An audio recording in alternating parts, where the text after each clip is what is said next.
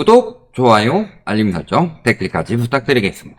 자, 요즘에 주담대의 금리가 심상치 않은 가운데 상황이 장난이 아닙니다. 올라가는 속도도 장난이 아니고 요즘에 주담대 떨어졌다 5월 이런 거 이야기를 한다든가 그런 걸 토대로 떨어진다 이야기를 하고 있는데 실질적으로 신규에 대해서 저번 달부터 굉장히 빠르게 올라가고 있죠.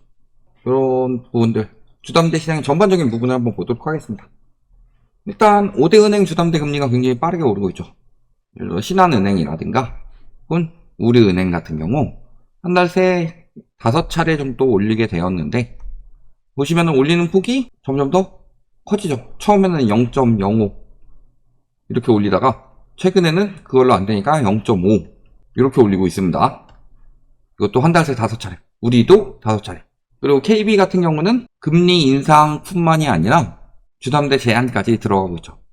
이게 나왔다는 것 자체가 그때 21년도에도 이런 식으로 주담대 일부 제한부터 시작해서 심화되니까 총량 규제까지 들어갔었죠.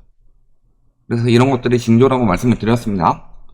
그리고 농협이나 하나은행도 0.3%포인트나 0.2%포인트 이런 식으로 그 소수점 둘째 자리에서 소수점 첫째 자리로 올라가는 폭을 점점 더 빠르게 하고 있다.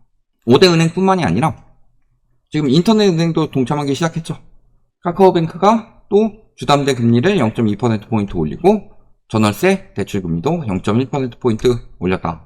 K뱅크 역시 한 달 새 4번 올리면서 인터넷 은행도 빠르게 올리고 있으면 물론이거니와 최근에 디임돌 버팀목 대출금리까지 올라갔죠. 이거는 은행권 다른 대출과는 다르게 얘는 오히려 자금 조달 비용이 올라가서 나타나는 현상이다.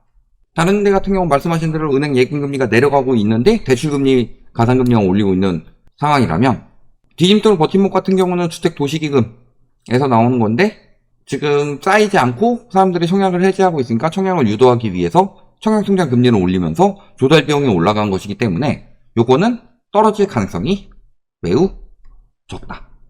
이렇게 보시면 되는 거죠. 이런 식으로 계속 정책 대출이든 시중 대출이든 금리가 다 올라가고 있는 상황이고 실질적으로 금리가 올라가게 되면 부담이 커지죠. 대출 받기도 쉽지 않아지고 특히 이제 정책 대출 같은 경우가 지금 은행권 대비로 60%, 정금융권 대비로 70%가량 주담대를 차지하고 있기 때문에 결국은 반 이상 차지하고 있다는 소리죠. 이 부분에 대해서 어느 정도 제동이 들어갈 수 있다. 핵심적으로는 사실은 정책 대출에도 DSR을 적용을 해야 됩니다. DSR의 취지 자체가요. 진짜 안정을 위해서 하는 거잖아요. 주거 안정을 시키기 위해서 정책 대출을 내주는데 정책 대출에 DSR을 예외로 두는 게 어디냐. 정책 대출이야말로 DSR 적용해가지고 진짜 안정적으로 빌려줘야지. 근데 문제는 이렇게 금리를 최근에 올리고 있는 게 왜 문제가 되냐면요. 올린 지 이제 한 달 정도 됐죠. 한 7월쯤부터 스트레스 DSR 적용을 미룬다고 하니까 가계부채가 빠르게 계속 증가했었고 이걸 토대로 은행권을 잡으려고 한 달 정도 금리를 빡세게 올리고 있는데 문제는 그 전에 금리를 내리는 상황에서도 부실을 속출했다는 거죠. 그래서 보시면 4대 은행 주담대 연체는 6년 만에 최대다. 6년 전이면 언제예요? 2018년이죠. 그리고 이미 경매도 11년 만에 최대다. 근데 요거 6년 만에 최대란 말에 속으면 안 됩니다. 그냥 역대 최대인 거예요. 왜 표현을 이따위로 했는지 모르겠지만 역대 최대인 겁니다.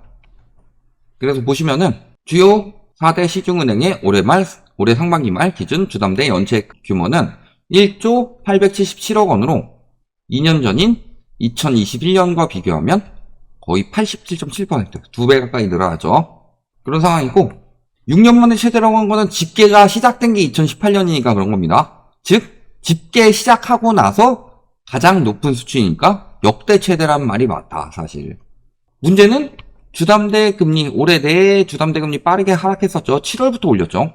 그리고 문제는 그래서 지금 7월부터 올라갔기 때문에 6월까지는 계속 금리를 내렸는데 그럼에도 불구하고 보통 금리 내리면 부실지표가 완화되는데 오히려 부실지표가 상승하고 있었다. 그런 거고 그런 식으로 금리 내려도 주담대 부실이 커진 이유는 주담대를 계속 내렸기 때문인 거죠. 문제는 은행권 지금 부실대출 집계되는 연체액보다 지금 더 많은 규모의 주담대가 불이행 상태에 빠져서 경매도 빠르게 늘어나고 있는 게 현실이다. 그래서 금리가 내려가고 있는 동안에 사실상 기준금리는 작년 초까지 계속 올렸었는데 시중금리는 재작년 말부터 계속 내려가고 있었죠.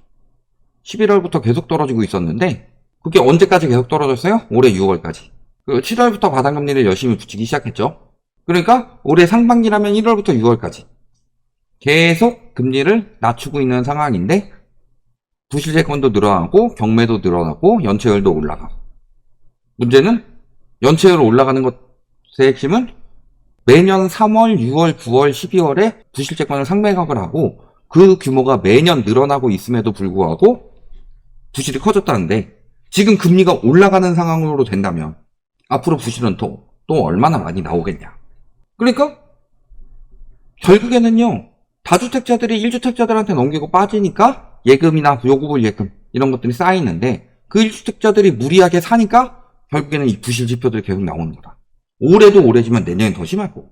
여기에 금리가 올라가게 되면 무슨 문제가 생기죠? 지금 대출을 받는 사람들. 지금 대출이 빠르게 늘어나고 있다고 하죠. 저번 달에만 5조 5천억 늘어났고 지금 4월부터 계속 5조를 넘는 주담대가 나타나고 있는데 올해 이번 달 6일까지만 하더라도 그것의 절반 이상 늘어났으니까 이번 달 거의 명목 GDP 대비로 4.7% 이내로 관리하겠다. 이것을 돌파할 가능성이 높아지고 있죠. 여기에 이 대출들이 DSR이 적용된 대출이면 괜찮은데 대부분 DSR이 적용이 되지 않은 대출들이기 때문에 그러니까 나머지 한 73.3% DSR 적용을 받지 않기 때문에 금리가 올라가게 되면 부담이 훨씬 더 커질 수밖에 없다. 이 대출들이 문제가 되겠어요? 안 되겠어요? 지금 늘어나는 대출들. 고정금리로 받는 분들은 그래도 어느 정도 괜찮을 수 있겠지만 지금 고정금리로 받기에도 금리 수준이 높죠. 그리고 고정금리로 많이 받으려고 혜택을 주더라도요. 스트레스 DSR 이후에는 혜택을 많이 받더라도 또 반대로 조만간 미국 금리 인하한다고 해가지고 그거 믿고서 변동금리로 받으신 분들도 많을 거 아니에요. 그럼 그 변동금리들이 영향 어떻게 받겠냐. 근데 지금부터 이제 부실지표가 점점 더 많이 커질 거라고 그랬죠. 제가 예전에도 그 말씀을 한번 드렸었는데 왜 그렇게 된다고 그랬죠? 외국 같은 경우, 미국 같은 경우는요. 고정금리 받으면 그냥 고정금리인 겁니다. 그래서 지금 미국에서 주택 매물이 잘 안 나오는 이유가요. 코로나 때 고정금리로 저금리로 받아가지고 우리나라 같은 경우는 코로나 때 변동금리로 많이 받았죠. 근데 미국 같은 경우는 어차피 금리 널뛰는 거 알고 제로금리가 오래가지 않을 거라는 건 뻔히 알아요. 이미 그들은 글로벌 금융위기를 겪었을 때 크게 뒤어봤고 DSR이나 이런 것도 빨리 도입을 했기 때문에 그러니까 그들은 고정금리로 받았죠. 고정금리로 받았으니까 지금 이자 부담이 안 되는 거예요. 근데 지금 5년 만기가 돌아오고 있는데 지금 5월까지니까 5월까지는 떨어집니다. 언제부터 다시 올라가냐면 6월까지는 떨어지고 7월부터 올라갈 거예요. 이게 보시면 2019년 말부터 이때 받은 사람들이 계속 만기가 도래한다. 올해 말도 그렇고 내년엔 더 심하겠죠? 2020년 초에 코로나 터지고 나서 금리 떨어진다고 이때 대출 많이 받았으니까. 그러면은 저 5년 만기가 돌아왔을 때 그때 금리보다 지금 굉장히 높은 수준으로 갑자기 금리가 확 올라가게 되면은 이것을 버틸 수 있는 사람이 얼마나 되겠느냐. 물론 무리하지 않은 사람들은 괜찮습니다. 근데 늘 말씀드리지만 나는 괜찮다고 해서 다른 사람도 괜찮은 건 아니에요. 그리고 아파트 시대는 장난질 치는 것도 많이 보이죠. 아파트 시대 장난질 치는 것들도 많이 보이는데 왜 그런 장난질 치겠어요? 신고가 한두 건 장난질 치는 거. 이런 것만으로도 아파트 시대가 변동이 된다면 반대로 급매나 급급매 한두 건으로도 가격이 많이 결정이 되겠죠. 그런 것들 보시면은 이 5년 만기 들어와서 그때 코로나 때 집 산 사람들 같은 경우는 대부분 무리한 대출을 많이 받았었죠. DSR 시행 전 끝물이니까. 그럼 DSR 시행 전 끝물로 무리한 대출을 받았어요? 그러니까 2022년에 한국은행에서 낸 걸 보면은 주담대 차주 3분기 기준이죠. 평균 DSR이 60%에 달한다. 이런 것들을 생각해 보시면은 요 사람들이 DSR 40%도 사실 버티기 힘든 건데 그게 진짜로 나라에서 정해준 이 정도면 한계다 라는 건데 이렇게 받은 사람들이 갑자기 이자 부담 확 늘어나게 된다. 특히 주담대 같은 경우는 만기가 길기 때문에요. 확 늘어나게 될 경우 이게 그 수율 계산으로 들어가기 때문에 이자가 굉장히 많이 붙죠. 복리 계산이기 때문에. 그런 것도 생각해 보시면 지금 주담대 금리 올라가는 거, 특히 가상금리 올라가는 거 쉽게 볼 일이 아니다. 만기 차주가 돌아올 때 이런 일들이 터지기 때문에 진짜 위험하게 되는 거다. 근데 문제는 금리 내릴 때도 부실률이 계속 올라갔는데 금리 올라가면 어떻게 되겠냐. 이렇게 보시면 답이 나온다. 여기까지 말씀드리겠습니다.